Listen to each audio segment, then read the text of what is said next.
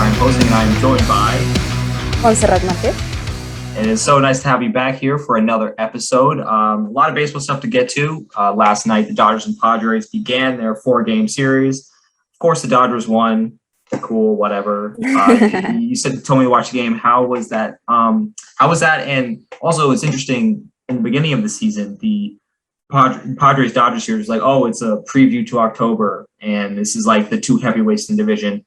Now the Padres are like 14 games back. That's not the case anymore. And honestly, the Padres are trying to right their ship and also kind of play spoiler to the Dodgers at this point. So, and Dodgers won this game 5-2. How was the game for you? It was I'm not gonna lie, I was really nervous at the beginning because we haven't had the best record against the Padres. We actually got swept by them a couple of months ago. So I was kind of nervous because, like you said, the Padres are just looking to spoil the Dodgers, like come back to the division head, right? And so at the start as well, like Urias was coming back from an injury, so it wasn't really. I was really nervous. I didn't know what to expect, whether the Dodgers were gonna play very well or whether the Padres are just gonna leave all of their struggles behind and just shine above the Dodgers, right? So. But at the end, of course, like it was really nice to see that the Dodgers got their stuff together and were actually able to string some runs for the 5-2 win yesterday.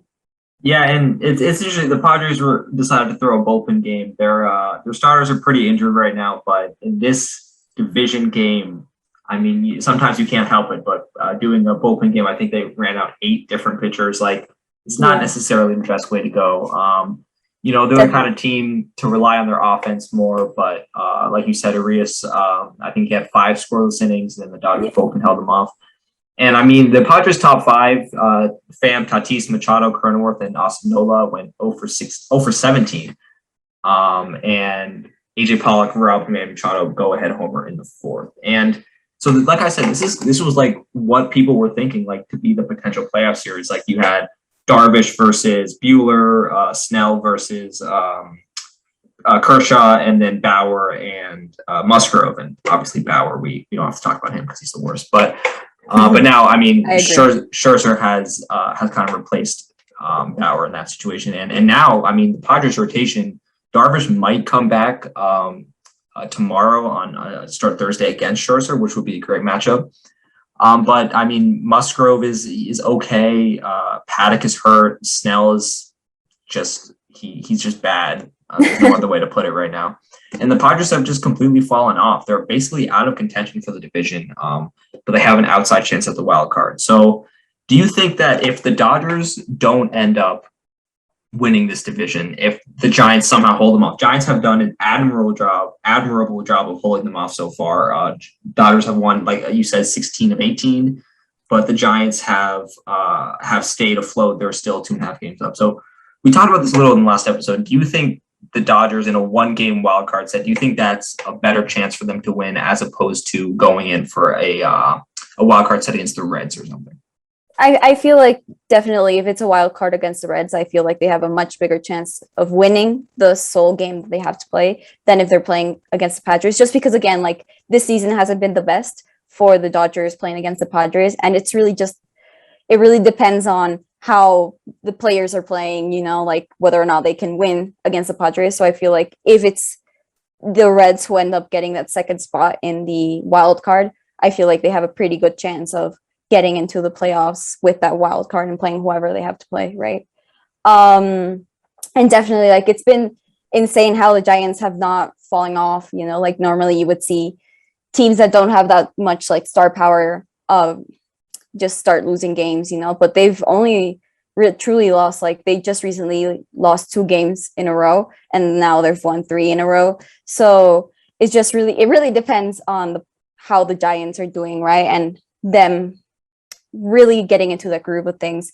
And in regards to the Padres, I think they've just had really terrible luck with injuries, especially with their starting rotation, right? Like, I mean, I think every team in baseball goes through this, like kind of like, oh, the starters won't last that long, but the Padres starters just have falling off the grid entirely, right? You said Snell, like he was incredible last year in the World Series, right, with Tampa Bay, and now suddenly he's just not great, and the starting like the top of the order, right? They just can't get hits, and normally they can. Like Tatis has hit a bunch of homers against the Dodgers in earlier games, but now he's just, at least yesterday, what you can see, he was kind of frustrated, just like Machado, just like Pham, like it's not working out for the Padres. And I feel like if they don't get their stuff together, they won't get to the playoffs, like everyone expected them to do.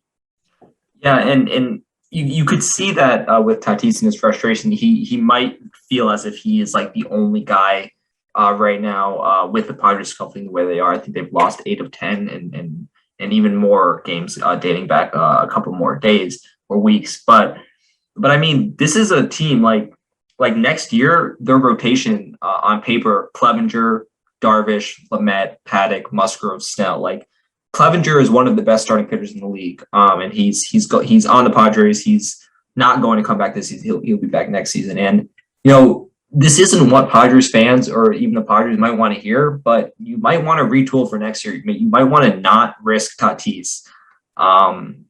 He's had some serious shoulder problems, and when he's on the field, he is in the top 3 players in the game when he's on the field. But you might not want to risk him getting any more injured in that shoulder and then potentially derailing next season. And it's interesting to think, had the Padres got Max Scherzer, I think he might have injected some fire into the team, and the Dodgers without Scherzer, they're still good, but remember, they also don't have Bauer.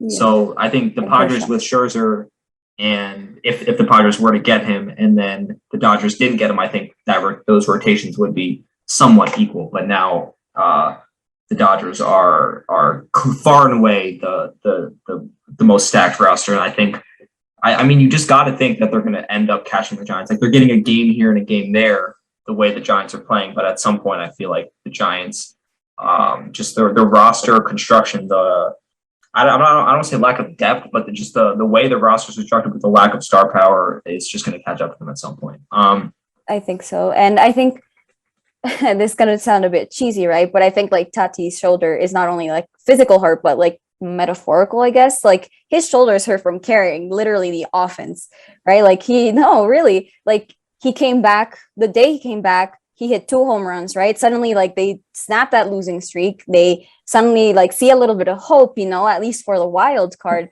And now, like, I feel all of the pressure has gotten to the teeth, and now he just can't carry the whole team alone, and I feel like that's just what happened. And that's what I think people expected Giants to go through, right? Like maybe they depended so much on Crawford, right, and all of these players that maybe they were going to fall off, but it really wasn't for the Padres, rather, right, that they didn't have a good solid base of a team, at least at this point, right, to carry them into the playoffs and win the division like some people plan them to do.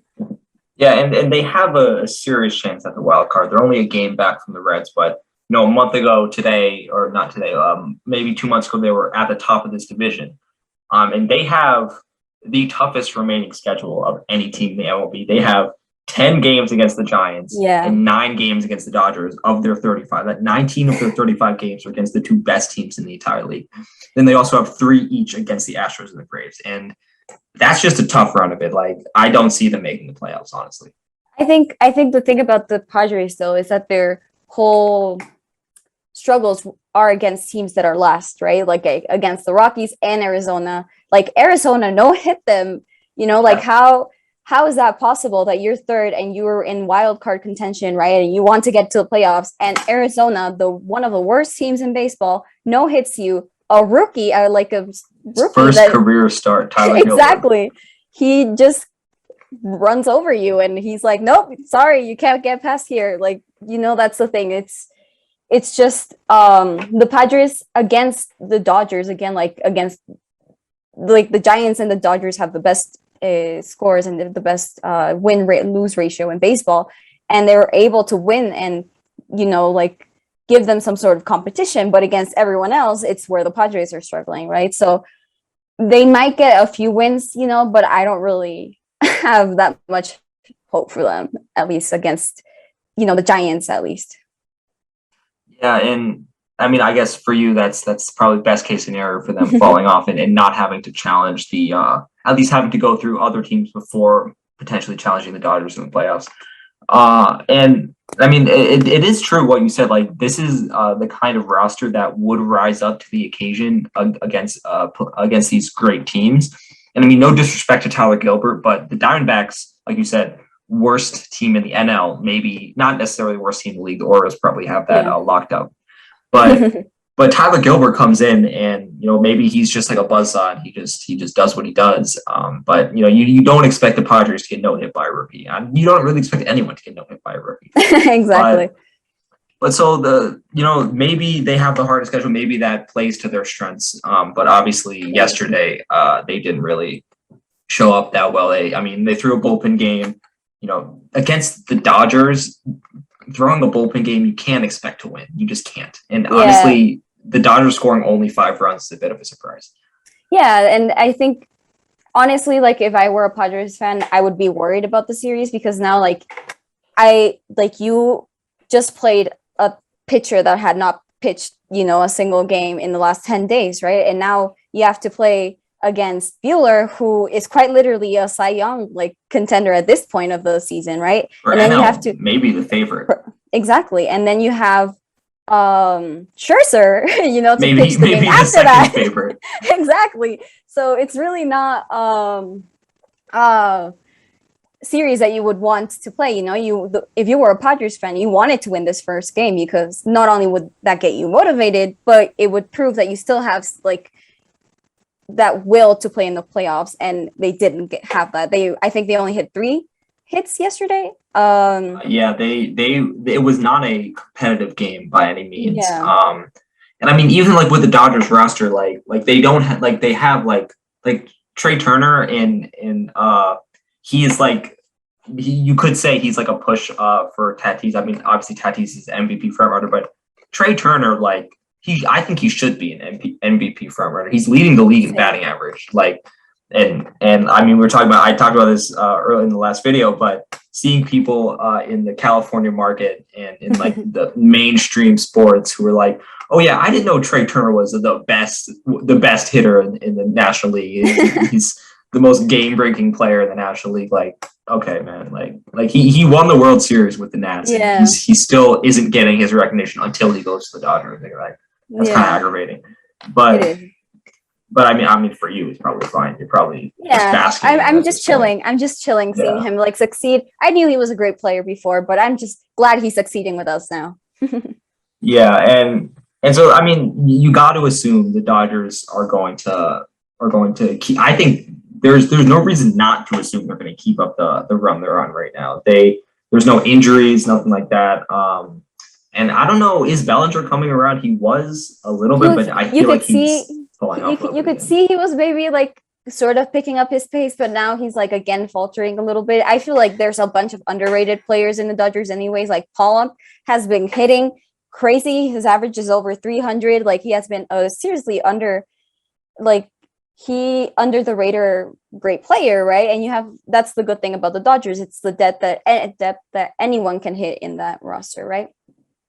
Oh yeah, and just to retcon something I just said they don't have any injuries. Mookie Betts is on the IL right now, but he's coming back to 26. Yeah, so he's coming back. So they're going to get even better, which is just such a fun thing to hear. And then Kershaw's coming back. You in the middle, you have a Duffy coming back as well, in the middle of September. You just have the Dodgers are finally seeing the light in terms of injuries and all that stuff. Yeah, and it's interesting to think. They had Dustin May was having one of his best year, and then he obviously got shut down. I think Tommy John, right? Yeah. So that's obviously unfortunate for him, but he was having a fantastic year. Also, I don't understand how people get hits off him. He's he has the most nasty stuff. Yeah, he is pretty great, and it's just nice to see that there's not only hope for this year, but for next year and for the years to come, right? You have not only May, but Gonsolin as well. Urias is he's really young, he still has a bunch of years to come. Buehler is I've always said it, Buehler has always been one of my favorite pitchers on the Dodgers, right? And finally, people seeing it, I feel I kind of felt like it was a Tria Turner kind of thing. You know, you had Kershaw, you had all these big names, Yeah. but you have Buehler underneath like all of this star power that has just risen up to the occasion because he hasn't gotten hurt either. You know, like he has just been outstanding this year. So, question: I was looking online and like about the Nats, like future lineups. I was seeing that they could potentially land Corey Seager. What do you think Corey Seager's future is on the Dodgers with Trey Turner obviously there now? I don't know. It's been kind of blurry, I guess. Like Tria Turner, that was a move that nobody saw coming, and I feel like now that he is in the Dodgers and he has still like a year left in the Dodgers, I don't know what's up with Seager. I feel like Seager has been, like being the MVP of both the NLCS, you know, and the World Series last year, I wouldn't want to see him go. I've always thought like he's a pretty reliable bat. You know, he might not hit as many home runs, but he does hit quite a bit of extra bases. And hopefully he stays, but hopefully he stays. Again, like you have Tria Turner playing second right now, and Gavin Lux hasn't really been producing as much as the Dodgers hoped. So I really hope that Seager does stay for at least another year. But I guess like if the Nats do get him, you know, like you would get an awesome shortstop, you know, because he's just a reliable guy, you know, and he's a pretty nice guy too, I guess, like from TV, you know, like he doesn't get into much drama. And he's just a pretty solid all around player, in my opinion. Yeah, and I mean, it's kind of irrelevant. I just want to talk about the future for the Dodgers when obviously they're in contention. Not just in contention. They're the best team in the league right now. So you know, focus on the here and now for them. I think is probably the best thing to do. And I mean, yeah, he'll. I don't know what his contract's like. I'm assuming he'll stay next year. And then I mean, I honestly don't know, but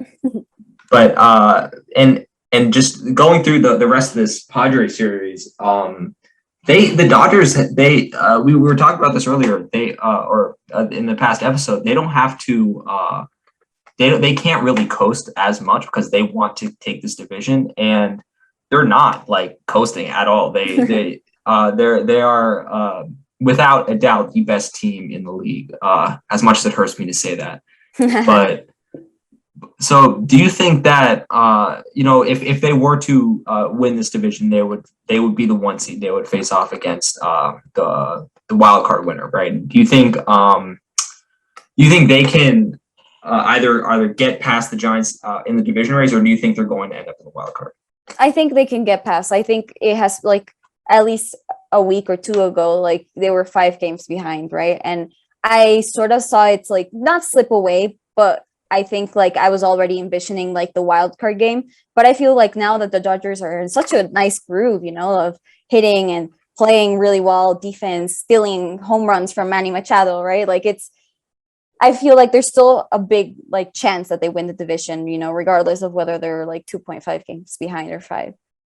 They just need, I feel like at this point, they can only focus on what they do, right? Like if the Giants like falter, you know, and fall off, like they have to keep winning in order to capitalize off those losses. Right. And I mean, I think it's probably nice to be Dodgers fan at this point, I would assume. It's great. I'm having a blast. Having a blast. They won last year. They're favorites again this year. So, you know, I'm happy for you. You're finally getting, I mean, you finally have the chance to get a real World Series. You got a fake one next year. So, you know, there might be a World Series without an asterisk this year. So last year did not have an asterisk. 2017 there is a bit of an asterisk there. 2017 had an asterisk. And remember that the playoffs were harder last year. So, you know. I mean, I don't really know what you're talking about. All I know is that it was a 60-game season. I forgot. The Nats didn't get far, so you probably didn't pay attention after that. Yeah, I didn't. But you know, it's okay that you're in denial a little bit about the lack of legitimacy. It's fine. You know, it happens to the best of us. Last legitimate World Series champions are the Nats. I guess you're just salty that the Nats didn't. We can hang our hats on that for sure. Okay, definitely. Nats are the last legitimate champions. But going off of the Dodgers, because no one wants to talk about the Dodgers. They're boring. They're the worst. No offense. But the Orioles. I do take offense. in a complete 180 from the Dodgers' success, the Orioles have lost 18 games in a row, which is it's comical. It's comical. That is the only way to describe it. I feel bad for them because I really want them to do well, like you have great players, right? Mancini, like he was in the home run derby, and you would expect that at least there was some motivation to win some games, but if I don't know what's the longest losing streak in baseball, but I feel like the Orioles might break it. Yeah, there's no indication that they have any they want to win. I mean, you assume they want to win games, but I'm just looking at the longest losing streak in MLB history. Let's see what it is. Longest streak is 26 games. But they're probably on track anyways. Which was in 1889. So they're on track. Go Orioles. Yeah, you want to break records. Well, this one's it. This one's the one you want to break. Yeah, and the Orioles, it brings us to a bigger issue of baseball, which is the payroll problem. We're not going to get into that now because that's a whole thing. That's a whole other video. Yeah, but so for the Orioles, what are you going to do? What can you do? I don't know. There's nothing you can do. There's nothing you can do. You don't have I think I went into the Orioles news today or yesterday, and they were their farm system is ranked number 1. Well, why does it not show? Why can't they win something? If you have that great of a farm system, you would at least expect to win a couple of games, but if you've won 38 games in the past 120 something, where's that farm system? Yeah, and when it comes to player development, there's no better way to develop players by just putting them in the majors. That might be a simplistic way of looking at it, but the Orioles, what else do they have going for them? This is kind of what I was talking about with the Nats. You want to, I don't know people who would spend money on the Orioles right now. I feel like the only way would be if they call up their prospects like Adley, I think Garrett Rodriguez or Grayson Rodriguez. He's one of their big prospects. That might be the only way to get people in the seats for Orioles games. And maybe, they got no shot at obviously doing anything productive this season, but player development would be the only thing that they could see as a positive. Exactly. And one of their most iconic players in the past 10 years is retiring, right? So now what do they have going for them at this point? At this point, you just want them to develop those young prospects to at least give some battle to the Yankees or the Rays or the Red Sox. You want to develop that farm system that you hold so proudly. Yeah, and what's the point of having number one farm system if you never use it? Adley, the top catching prospect, he might be fantastic, but we don't know because he hasn't really been in the major. I think he's kind of a special case. He's a young guy, so. And I feel you can't again going back to we talked about Shohei. You can't depend on one guy to carry the whole team. You have to at least have some sort of good team and good base to get it going. Yeah, so we're gonna wrap up here on a little bit of a shorter episode of M2M Network. It was very nice having you here. Talk about the Dodgers as much as I love doing that. We gotta stop sometime. Exactly. But we'll get some more episodes out to you guys. There's a lot of other stuff in baseball to talk about. We're probably gonna get some stuff on the payroll issue. That'll be depressing, but we'll do it. But yeah, so thank you so much, everyone, for tuning into M2M Baseball. My name is Khalin Kapoor. I'm joined by Montserrat Marquez. And thank you for watching. Have a good one, guys. If you like this video, please consider subscribing to our channel, the M2M Network, for more sports and entertainment content.